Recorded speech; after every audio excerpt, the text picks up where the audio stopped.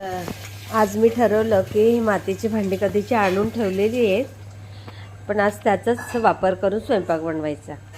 मग मी काय केलं, जेव्हा आणली तेव्हा मी रात्रभर पाण्यात भिजत ठेवली होती आणि त्यानंतर मग ती परत उन्हात सुकवली, त्याला पुन्हा तेल लावून पुन्हा सुकल्यानंतर पुन्हा तेल लावून सुकवलं आणि त्याच्यात आता जरा गरम पाणी करून ते धुवून घेतलं आणि आता त्याच्यात मस्त कांद्याची पात आणि डाळ शिजायला टाकली आणि फोडणी बाजूला। ती एका फोडणीच्या भांड्यात केली असते तरी चालली असते, पण आमच्या ताईंकडनं ते कढईतच तेल टाकलं गेलं, त्यामुळे ती फोडणी सगळी याच्यात तयार केली आणि आता छान त्याच्यामध्ये शिजलेली कांद्याची पात आणि डाळ ह्याच्यामध्ये हे सगळं टाकलं।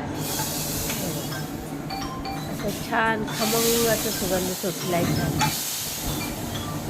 आणि ह्याच्यातलं जेवण खरंच आज आम्हाला खूप आवडलं। भाकरी आणि ही भाजी अप्रतिम, एकदम चविष्ट होतं हे जेवण।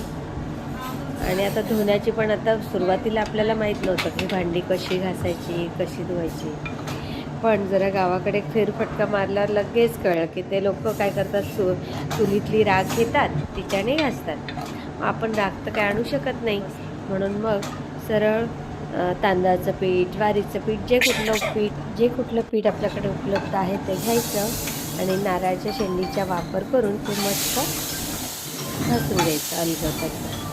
आणि फारच गरज वाटते तर लिंबू तोडून पण आपण ते भांड्याला घासून ते धुवून घेऊ शकतो आणि सुंदर पद्धतीने असं छान स्वयंपाक सात्विक आपल्याला जेवायला मिळू शकतो। कसं वाटलं हा व्हिडिओ ते कमेंटमध्ये मला नक्की सांगा।